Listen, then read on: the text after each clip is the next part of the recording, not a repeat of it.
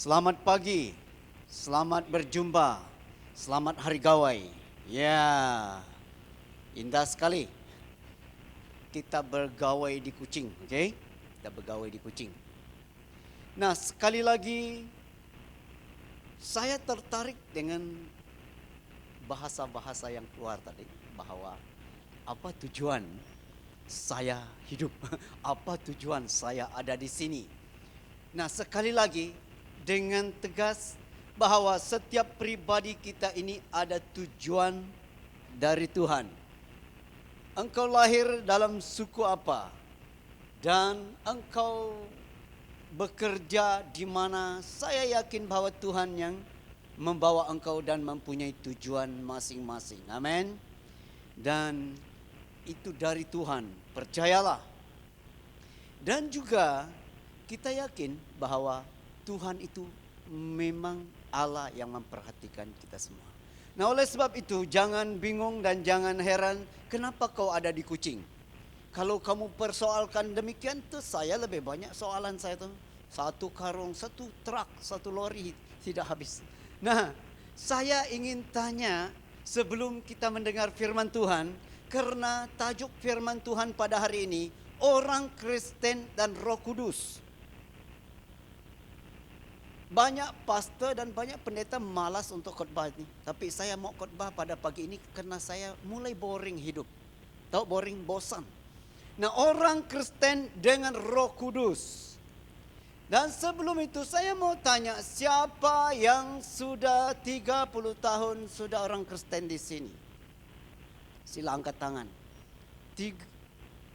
Bapak tadi? More than 30. Sudah 30 tahun.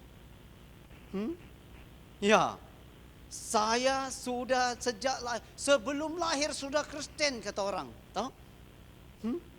Mak bapak saya sudah Kristen sebelum lahir, berarti saya sudah Kristen. Dan dalam zaman-zaman itu saya sudah melihat gereja Tuhan, orang Kristen dan kebangkitan dan kemerosotan gereja Tuhan, kebangkitan iman dan kemerosotan iman dan ledakan rohani dan slow dan sejuknya rohani manusia. Oke? Dan saya pun memperhatikan bahwa gereja dari kampung dan sampai ke Bandaraya dan sampai kita lihat YouTube, dan saya sudah perhatikan dan saya sadar bahwa saya mulai bosan. Tahu bosan? Boring. Nah, mari saya membawa yang pertama, orang Kristen dan Roh Kudus memberi seorang penolong. Yesus memberi kita seorang penolong. Yohanes 14 ayat 16 sampai 17. Yohanes 14 16 sampai 17.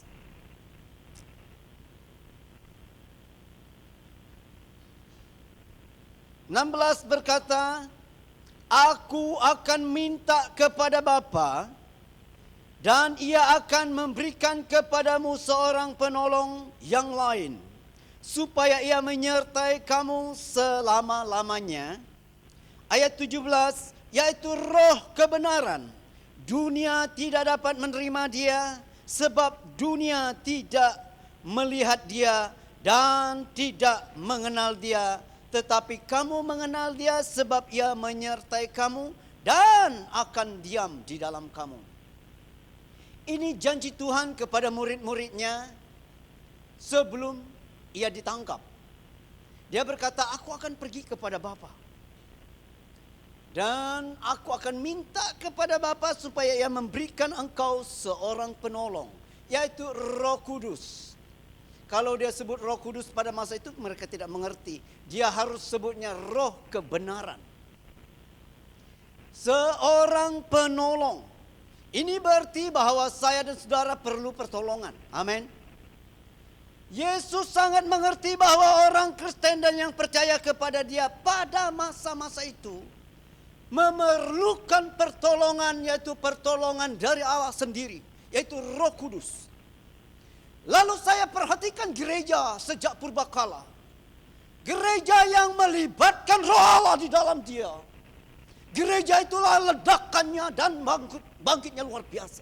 Tetapi gereja yang konservatif, gereja yang tidak mau melibatkan Roh Kudus, bahkan menyangkal gerakan-gerakan Roh Kudus dan menyindir kita yang bergerak dalam karismatik. Mereka tidak kemana-mana sampai Tuhan datang. Ini pengalaman saya sebagai seorang pastor, sebagai seorang yang sudah Kristen dalam sejak lahir. Sebelum lahir sudah Kristen, dan saya perhatikan kebangkitan dan kejatuhan gereja, kenaikan dan kehebatan gereja, dan gereja sudah sejuknya luar biasa karena melibatkan Roh Kudus. Dan biarlah pada hari ini kita mengerti bahwa orang Kristen memerlukan seorang penolong namanya Roh Kudus. Berapa kali engkau bangun pagi dan semangatmu tidak ada? Berapa kali engkau turun di tempat kerja dan semangat jitumu tidak ada?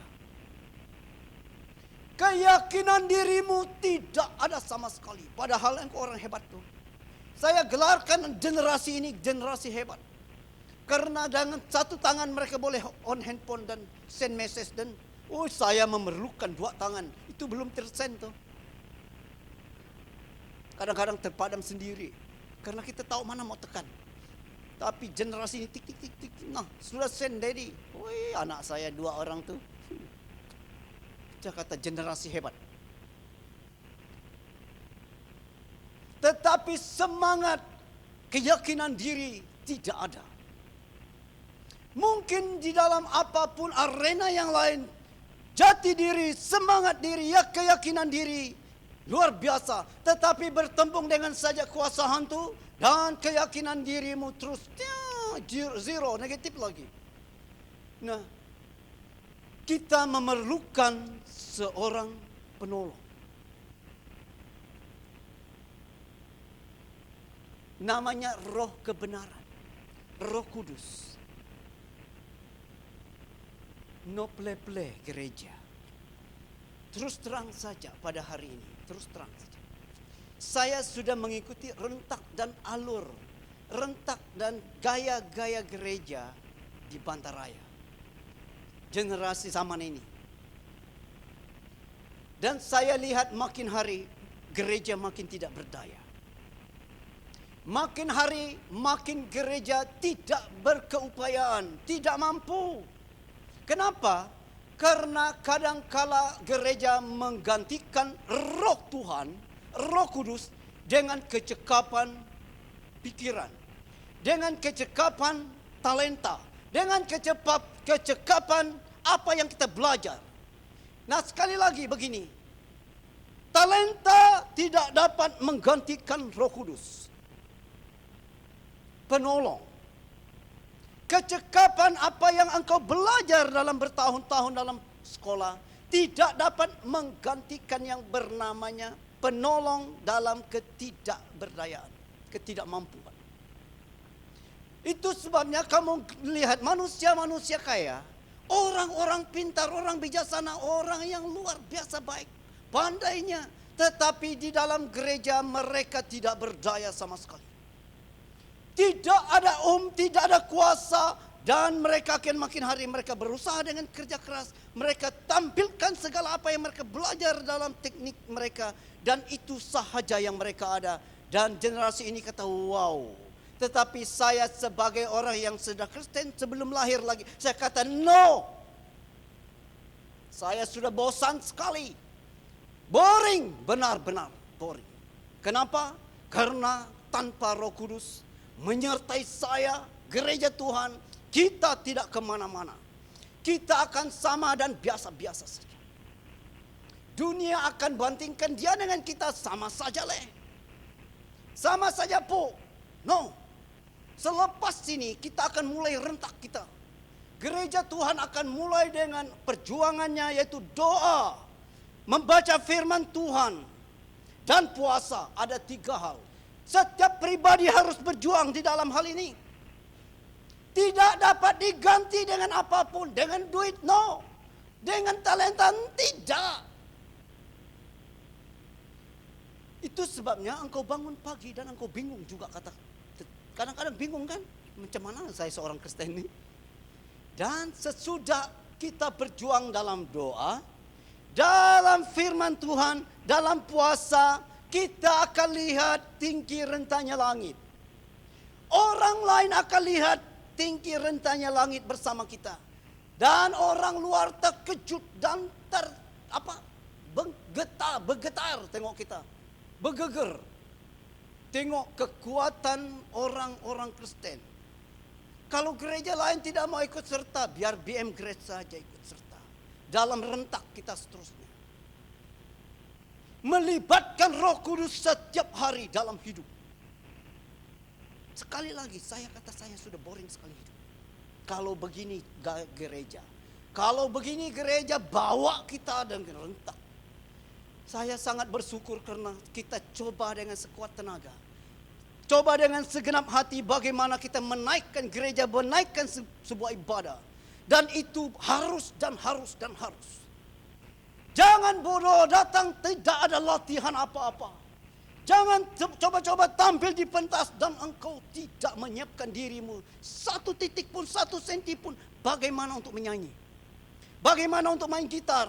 Aduh, saya taksub tengok. Sekali saya tengok Clement main drum, saya terbayang-bayang saya boleh main drum.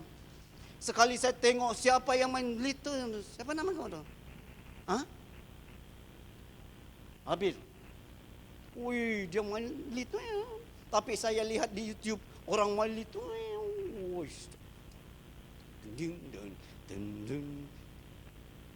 Sungguh besar. Wih, kalau saya dapat main tu memang macam ini kaki saya. Ya, tapi Tuhan sampai hari ini Tuhan tidak mau bagi karunia dengan saya. Mungkin kalau saya ada, tu saya mungkin so-off sangat. Buat gitar macam ini, buat macam ini. Lalu tidak fokus jemaat untuk menyembah Tuhan. Tengok saya punya gaya, kiri kanan turun naik. Nah, itu sangat-sangat penting dan perlu sekali supaya kita jangan dipermalukan oleh dunia. Amin. Supaya kita tidak malu di hadapan orang juga. Kita tampil dengan segala latihan, teknik yang kita sudah belajar. Dengan yakin kita lakukan dan pasti Allah bekerja. Dengan gerakan dan roh penolong ini datang kepada kita. Yesus berkata, aku akan memberikan seorang penolong bagimu. Penting bagi Yesus kalau Yesus dapat berkata dengan yang lain. Gereja Tuhan, engkau tanpa Roh Kudus engkau tidak berdaya. Engkau perlu pertolongan. Jangan coba-coba untuk membanggakan diri. Jangan coba untuk bergaya di hadapan manusia di dunia ini. Engkau akan KO dan dihapuskan juga.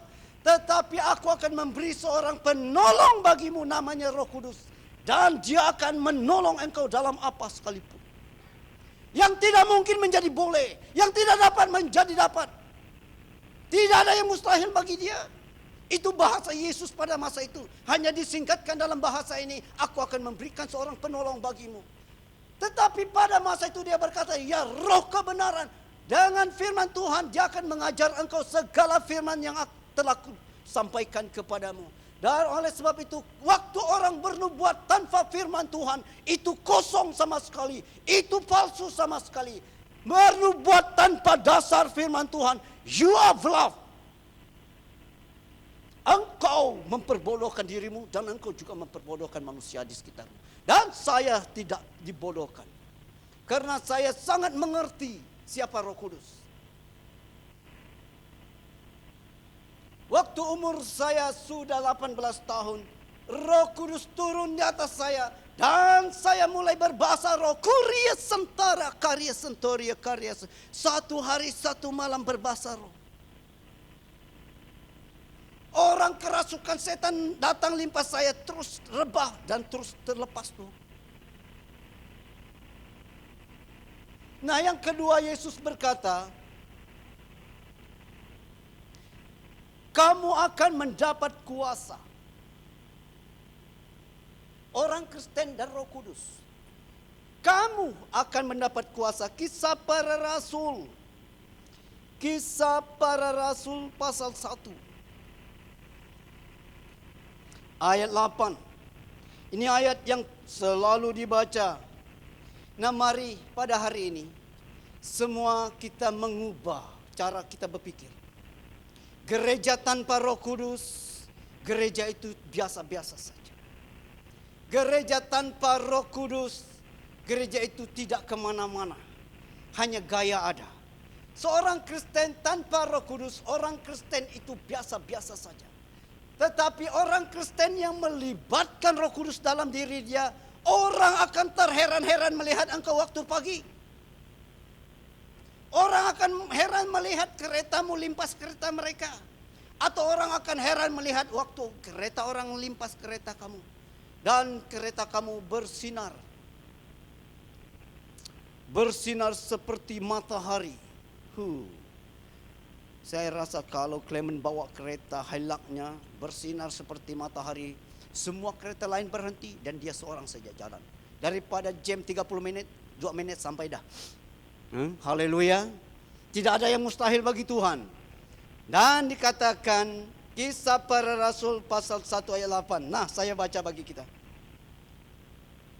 Tetapi kamu akan menerima kuasa kalau Roh Kudus turun ke atas kamu, dan kamu akan menjadi saksiku di Yerusalem dan di seluruh Yudea, Samaria dan sampai ke hujung bumi. Ayat ini biasa kita baca. Orang Kristen dan Roh Kudus. Dan Yesus sebelum naik ke surga, dia berkata, tinggallah di Yerusalem sehingga Roh Kudus turun di atas kamu. Kalau Roh Kudus turun di atas kamu, kamu akan menerima kuasa. Kenapa? Karena orang memang tidak ada kuasa. Orang Kristen tidak boleh berjalan dalam iman. Orang Kristen tidak dapat membangun gereja tanpa kuasa Tuhan. Tetapi banyak gereja zaman sekarang mulai bergerak tanpa Roh Kudus pun. Lalu gereja itu akan bergerak sesuai dengan kekuatan-kekuatan manusia yang ada di dalamnya. Kalaunya memang bersemangat, semangat orang lawas, kata orang tahu semangat orang lawas. Semangat orang lawas itu memang luar biasa. Kerbau dia heret itu. Kalau memang semangatnya orang macam itu sudah ada dalam gereja itu bersemangat tuh. Tetapi kalau kita yang memang dari kawasan-kawasan yang kurang semangat, mudah patah semangat. Dalam 5 bulan, 1 tahun semangat kita patah dah. Gereja itu tak ada semangat dah. Tetapi karena kuasa Roh Kudus turun di atas kamu, kamu mendapat kuasa.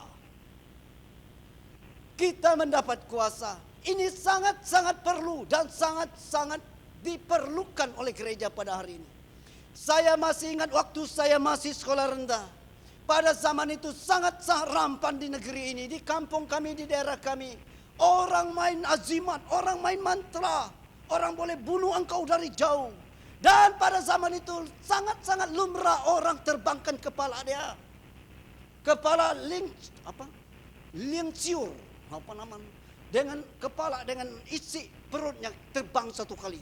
Pada zaman itu rampan sekali. Rampan sekali. Nah, itu sudah disunyikan oleh pekerjaan-pekerjaan Tuhan pada zaman-zaman selepas itu. Zaman 70-an, 80-an, 90-an, ada pekerjaan kebangunan rohani di negeri ini. Lalu itu berhenti surut sekejap. Tetapi kita tidak dengar kebangunan rohani lagi. Dan baru-baru ini anak buah saya meses. Saya melihat kepala dengan isi perut menempel di siling rumah. Ya ampun, saya kata, datang lagi, muncul lagi kepala terbang.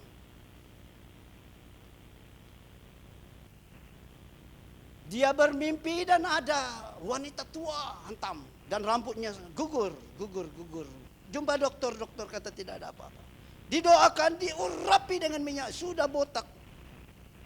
Dalam nama Yesus, rambut datang dan tumbuh balik. Dan dalam tempo ini sudah 30 tahun sudah senyap dan datang lagi. Waktu saya dengar itu jiwa saya panas, roh saya mendidih luar biasa. Kita memerlukan kuasa. Kuasa apa? Kuasa Tuhan, namanya Roh Kudus. Nah, Yesus berkata, kalau Roh Kudus turun atas engkau akan mendapat kuasa. Nah, pada hari ini setiap pribadi kita, biarlah kita fokus bagaimana Roh Kudus turun atas kita. Supaya Roh Kudus turun atas engkau, tidak perlu engkau teriak. Orang sendiri yang akan berjalan dekat dengan engkau akan sembuh. Saya orang biasa pastor. Orang biasalah yang Roh Kudus mau beri kuasa ini. Dulu pun saya biasa belum pastor lagi. Biasa-biasa rokes lagi. Tetapi Roh Kudus sudah turun. Ya ampun. Kerasukanlah kau. Taulah kau tinggi rentanya lagi. Head pop. Hantu lari. Dia bangun, di mana saya ini? Ada orang sakit leukemia datang dibawa dari Johor. Datang bawa jumpa saya. Dalam nama Yesus sakit leukemia sembuh dan hilang. Kenapa? Karena kuasa dari Roh Kudus. Apa yang tidak mungkin bagi mata, waktu kita menerima kuasa itu sangat mungkin pada waktu Roh Kudus sudah ada dalam diri kita. Roh Kudus ada pada setiap orang Kristen, amin. Pada setiap pribadi kita. Hanya kita harus membenarkan Roh Kudus itu datang pada diri kita. Datanglah Roh Kudus. Sangat penting bagi gereja pada hari ini. Sangat perlu bagi saya dan saudara sebagai orang Kristen. Orang Kristen dan Roh Kudus. Sangat perlu mendapat kuasa dari Allah. Dari mana mendapat kuasa? Dari Roh Kudus. Dari Roh Kudus.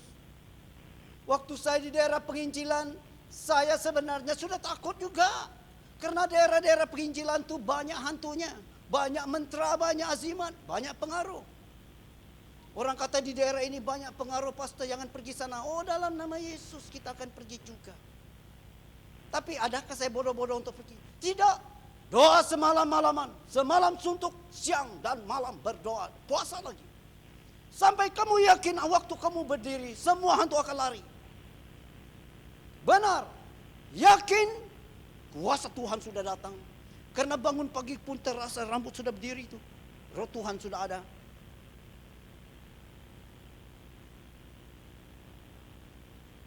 Dan waktu masuk dalam daerah penginjilan, betul-betul juga orang-orang yang ilmu azimat dan menteranya cukup tinggi, cukup sakti, cukup bisa, tidak dapat bergerak apa-apa.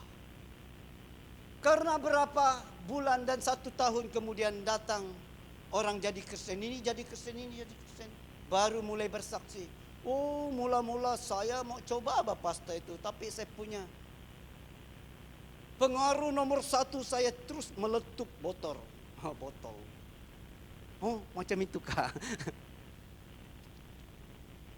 Dan waktu dengar itu gentar juga jiwa dan kaki berlutut pun bergentar. Tetapi kita yakin bahwa Yesus berkata, aku akan memberi engkau kuasa kalau Roh Kudus turun atasmu. Nah, di mana-mana pun engkau bekerja, di mana pun engkau ada, di sekolah kah, dan Roh memerlukan Roh Kudus, kuasa Allah untuk belajar, untuk menang, untuk pandai, amin. Orang berebut untuk nomor 1 dan kita tidak dapat kemana-mana. Minta Roh Kudus datang. Roh Kudus datanglah, tolong saya. Kuasa, kuasa untuk apa? Kuasa untuk mengerti. Dan ada satu orang dia bercerita, bersaksi bagaimana Roh Tuhan tolong dia dalam persekolahan dia. Dia sekolah di Kuching dan dia pergi Semenanjung. Dia top student. 1 Malaysia, dia top student. Dan dia bersaksi waktu kami masih di Sibu. Waktu saya masih muda, waktu saya bekerja di Sibu. Dan dia bersaksi bahwa Roh Tuhanlah yang tolong dia. Mak dia berdoa siang dan malam bagi dia waktu dia pergi sekolah. Dan waktu ujian mau datang dia tidur dan dalam tidurnya ada orang beritahu bahwa ini soalan yang akan keluar. Dan dia belajar itu dalam 1 minggu. Waktu ujian datang dan semua soalan itu keluar, dia punya marka itu penuh. Lecturer pun tidak penuh marka kalau dia jawab ujiannya sendiri. Macam mana? Clement, macam mana? Rule-nya macam mana? Kalau kamu yang bagi soalan, kamu jawab marka penuh kan? Tidak. Nah, kau tengok betul yang saya kata tuh. markah penuh sampai orang terheran-heran. Tetapi dia kata setiap ujian ada saja. Bermimpilah. Ada orang tiba-tiba datang tanya dia soalan inilah. Dan semua itu keluar dalam ujian, dia jawab memang penuh. 4 tahun sekolah di Semenanjung, 4 tahun top student, markah penuh. Dan terus bank negara ambil dia bekerja. Dan gaji dia start memang jauh lebih besar dari gaji orang biasa. Luar biasa Tuhan. Kuasa Tuhan. Nah, perlu kuasa Tuhan. Gereja Tuhan perlu kuasa Tuhan pada hari ini. Yang kita perlu ialah Roh Kudus datang bersama kita. Yang kita perlu perjuangkan ialah doa, baca firman Tuhan, dan puasa. Itu yang perlu kita perjuangkan. Itulah antaman perjuangan kita hari-hari. Berdoa, bangun pagi, mana dulu? Handphone dulu atau berdoa dulu? Saya tahu juga, sama-sama aja kita ini. Ada handphone dekat kita tidur tuh. Apalagi kamu yang memang kerja pakai handphone tuh, tak dapat jauh tuh. Betul-betul nempel di telinga waktu tidur. Kalau dapat direkam tuh, hui, you punya apa? Ngorok tuh memang. Oh. Tetapi ada teknik. Kalau sudah bangun pagi masih baring tuh, berdoalah. Berbahasa roh. Kalau tidak pandai berbahasa roh, sebut haleluya lah. Saya selalu macam itu. Masih baring tuh, masih pejam mata. Sudah bangun tapi masih pejam mata. Oh, sebut haleluya saja. Haleluya, haleluya. Sampai saya mulai ada kekuatan sedar. Baru mulai berbahasa roh. Kurasantara karya santa. Aduh. Memang perjuangan. Bukan perjuangan dengan apa. Perjuangan dengan sistem hidup pada hari ini. Hidup yang modern. Menarik sekali. Handphone lagi. Tidak apa. Karena handphone itu penting untuk hidup. Kita tidak bawa handphone, kita kena marah tuh. Dedi, kenapa tidak bawa handphone? Call kamu tidak dapat. Waduh. Oh. Macam mana Sakai? You tidak apa? You masih bujang? Tidak apa? You tak bawa handphone, tidak ada orang marah. Tapi kalau Teko tidak bawa handphone, habislah. Ya, ni ah. Macam mana teh? Kalau Teko tak bawa handphone macam mana?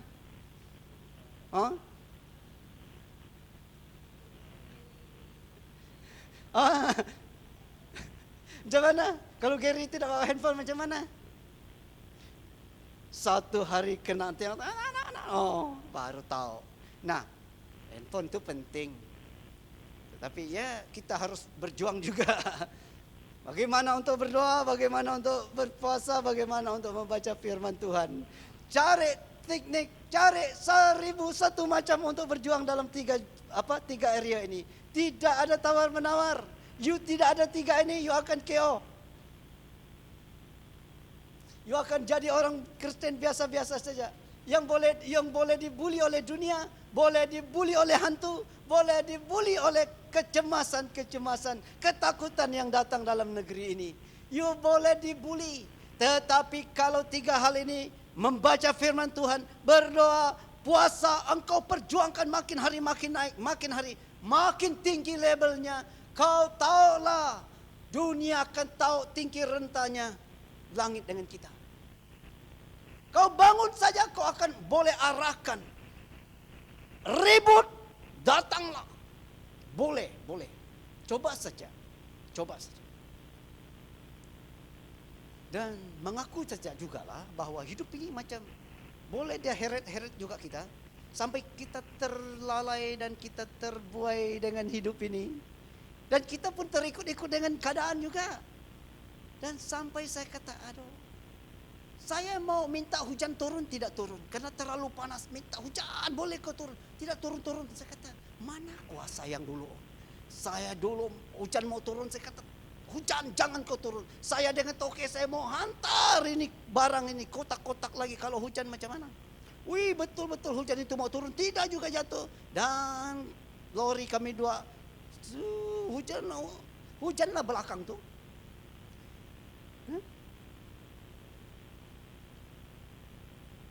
Dapat.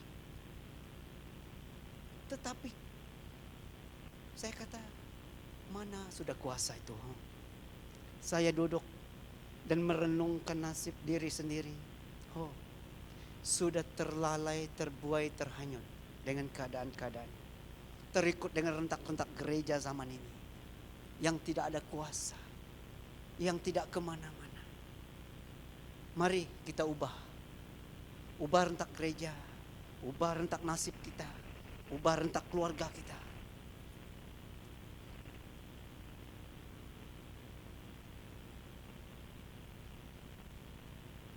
Ada orang berdoa,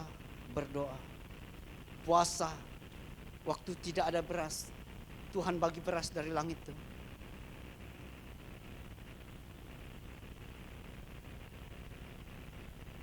Orang Israel berdoa pada Tuhan supaya bagi makanan, Tuhan bagi mana dari surga.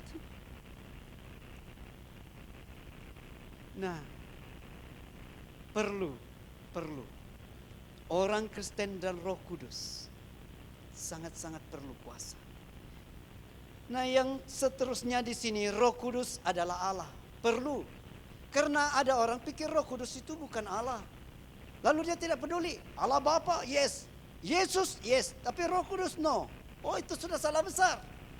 Tadi dia jadi penolong waktu engkau tidak berdaya, tidak mampu, tidak pandai, dia akan tolong. Dia beri pandai, kemampuan, kekuatan baru.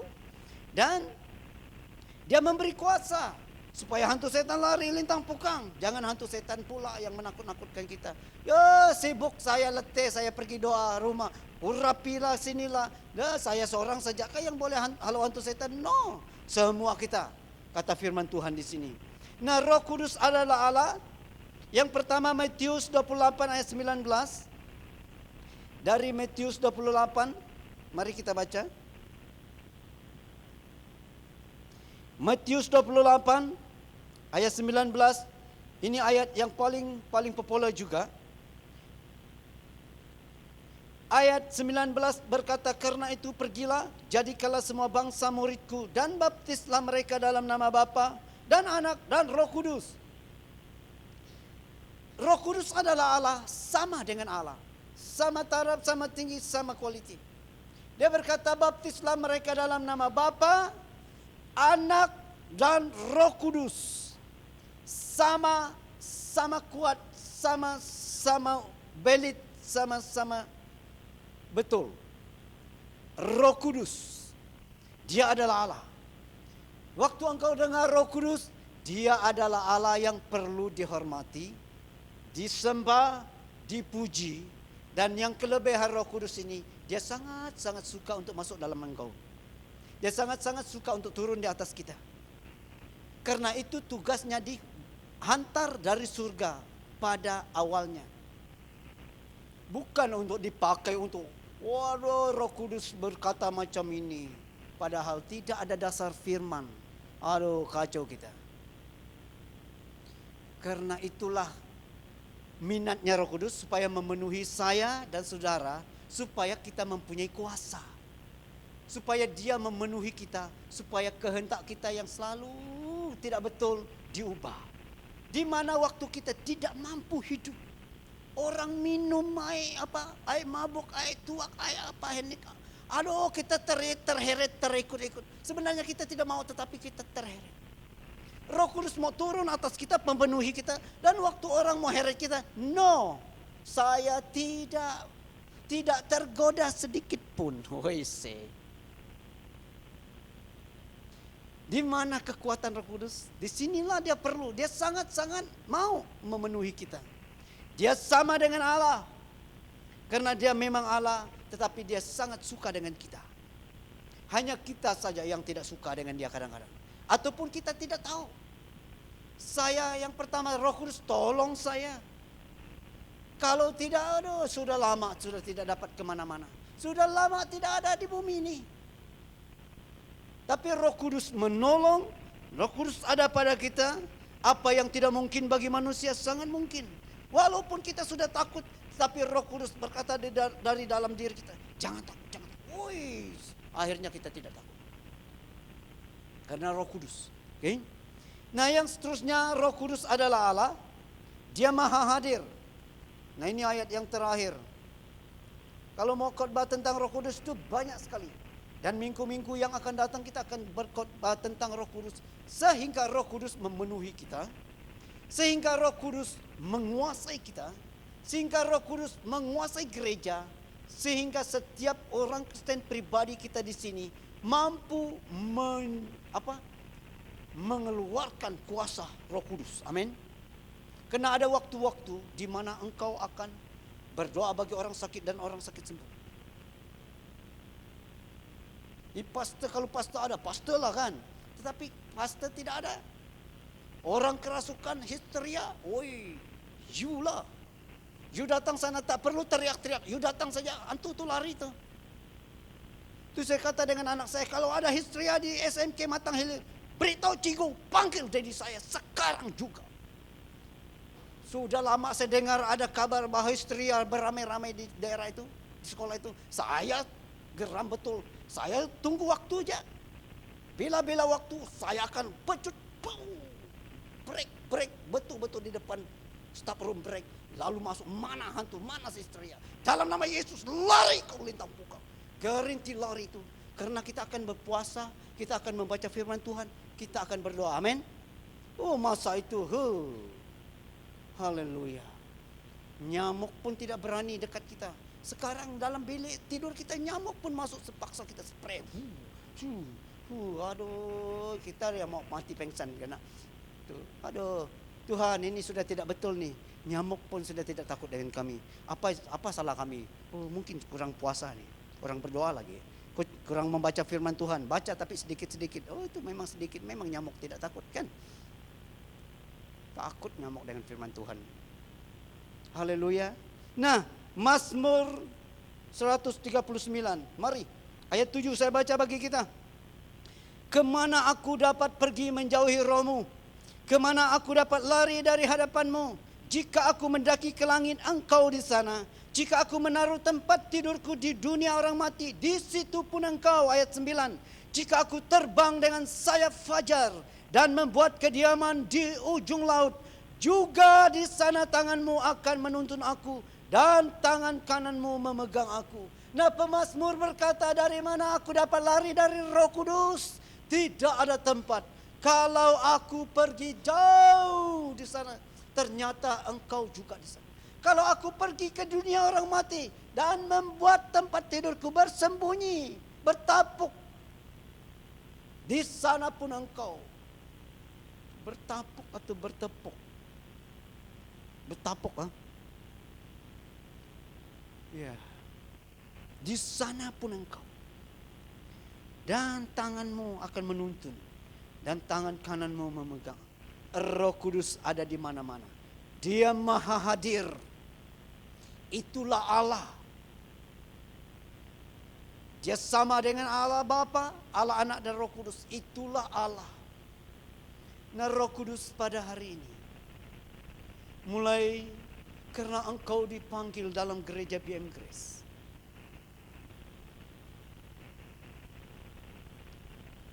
kita akan mulai rentak kita. Amin. Percuma Tuhan memanggil. Amin. Kalau kita tidak ada rentak kita, mungkin engkau pun bingung dari awal.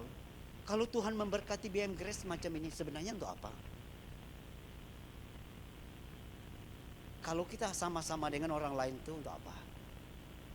Mari, mulai pada hari ini, yang pertama kita panggil Roh Kudus datang dalam hidup kita. Karena perjuangan kita, rentak kita seterusnya ialah berdoa, berpuasa dan membaca firman Tuhan. Itu tidak dapat ditawar menawar, tak boleh. Itu mesti wajib, perlu. Karena kita tidak mau biasa-biasa. Saya mau melihat satu hari menti berdiri, dalam nama Yesus semua kanser keluar dari ruangan ini. Hui, semua yang sakit kanser itu sembuh tuh. Pergi dengan dokter besok semua sembuh. Haleluya. Itu baru gereja yang luar biasa, yang tidak sama dengan gereja lain. Itu namanya BM Grace. Hanya kita slow down karena ada yang di atas Inggris tuh. Tapi jangan kisah dengan mereka, sudah cukup waktu tempo saya bagi. jadi bagi tembok dengan mereka tuh. Sekarang kita buat tembok kita. Saya sudah beritahu Elder Paul tidak boleh macam ini. Harus bertobat. Harus mulai rentak. Crazy kita. Ada kepatut, aduh mana kuasa yang suruh turun hujan tidak turun lagi. Elder Paul sudah salah nih saya kata. Itu bukan kita. Percuma Tuhan panggil kita kalau kita tidak dalam rentak kita, dalam label kita, dalam situasi kita, dalam kemampuan kita, dalam apa yang kita sudah tahu dan pengalaman yang sudah Tuhan berikan kepada kita. Tak perlu kita ikut orang, kita ikut pengalaman yang kita ada. Gereja yang tanpa Roh Kudus tak kemana-mana.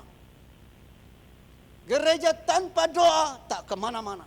Gereja yang tanpa puasa tak kemana-mana. Gereja yang tidak ada belajar membaca firman Tuhan juga tak kemana-mana. Nah, mana kita mau pilih sekarang? Gereja yang dikuasai oleh Roh Kudus, yang membaca firman Tuhan, yang berpuasa, yang berdoa, ataupun yang tidak. Senang saja pilih. Ataupun yang setengah-setengah. Dan engkau setengah-setengah, Tuhan pun setengah-setengah. Tetapi biarlah kali ini, karena kita datang di sini, dan itulah panggilan kita, dan kita akan pergi ke arah itu. Dan pada hujung tahun, bukan hanya double jemaat Tuhan, dia akan triple triple 4 kali ganda. Tidak ada yang mustahil bagi Tuhan. Baru saya ingat ada orang berkata Pentakosta. Pada masa itu Roh Kudus turun. Bukan Roh Kudus turun dan ada nama Pentakosta. Pentakosta itu ialah 50 tahun. Penta ialah 5, kosta tahun. Satu dalam bahasa Israel apa? Mono. Dua, dual. Dio. 3, tri. 4, titra. 5, penta. Pentakosta 50 tahun. Pentagon 5 segi. Bangunan yang 5 segi di US, Pentagon. Itu namanya, itu yang penta. Nah, biarlah kita tahu bahwa waktu Roh Kudus turun, Roh Kudus turun pada hari 50 tahun selepas Paskah. Itu sebabnya hari perayaan Pentakosta Roh Kudus turun. Nah, pada hari ini yang penting bagi saya, gereja Tuhan, setiap pribadi, setiap keluarga, ialah Roh Kudus Tuhan. Nah, mari kita berdiri dan kita berdoa.